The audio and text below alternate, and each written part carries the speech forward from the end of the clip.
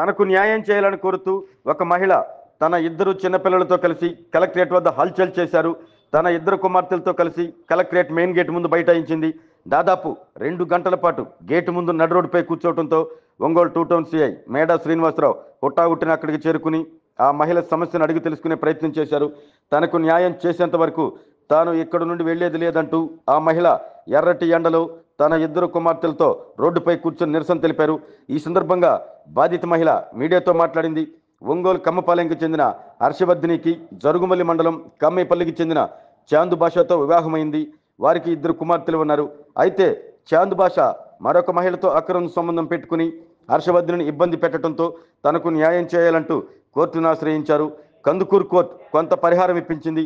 అయితే కొన్ని ప్రైవేట్ ఫైనాన్సుల్లో చాందు భాష తీసుకున్న రుణాలు తాను చెల్లించాలి అంటూ నోటీసులు పంపించడం ఇబ్బందులకు గురి చేస్తుండటంతో హర్షవర్ధిని తన 2 కుమార్తెలతో కలెక్టరేట్ గేటు ముందు బైఠాయించింది. ఒంగోలు 2 టౌన్ సిఐ మేడా శ్రీనివాసరావు ఆ మహిళతో మాట్లాడి నిరసన విరమింప చేసేందుకు ప్రయత్నించారు. మహిళా పోలీసులు ఆమెకు సర్ది చెప్పి న్యాయం జరిగేలా చూస్తామని చెప్పి అక్కడి నుండి లేపి నిమ్మరసం నీళ్లు ఇప్పించి ఇంటికి పంపించారు.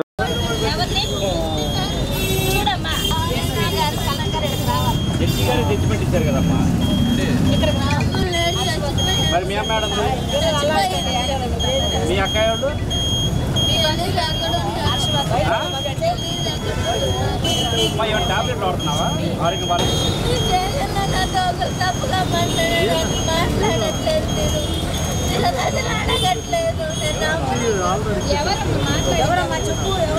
మా ఇంది కామేపల్లి సార్. నేను ఒంగోలులోనే ఉంటున్నాను.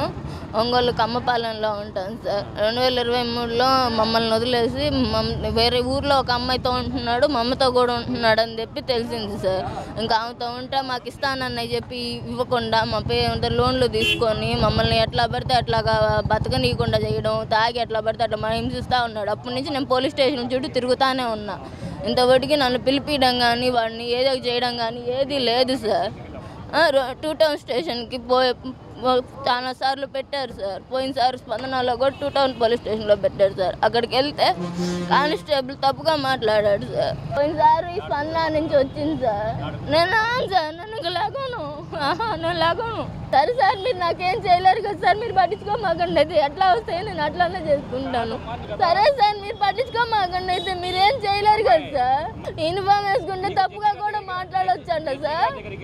యూనిఫామ్ వేసుకుంటే తప్పుగా మాట్లాడొచ్చా? మరి మీ స్టేషన్ల వల్ల తప్పుగా మాట్లాడుతుంటే మీరేం చేస్తారు సార్? మీరు చెప్పండి. 43,000 సార్, మళ్ళీ 50 అని ఎవరు చెప్పి ఎవరు చెప్తానే ఉన్నాను కదా. బర్నా అబ్బాయి ఇస్తానన్నదే సార్. 1,00,000 రూపాయలు డబ్బులు ఇస్తానని ఒప్పుకున్నాడు. పిల్లలిద్దరికి 10 ఎకరా పొలం రాస్తా అన్నాడు. 13 సార్లు బంగారం ఇస్తానని ఒప్పుకున్నాడు.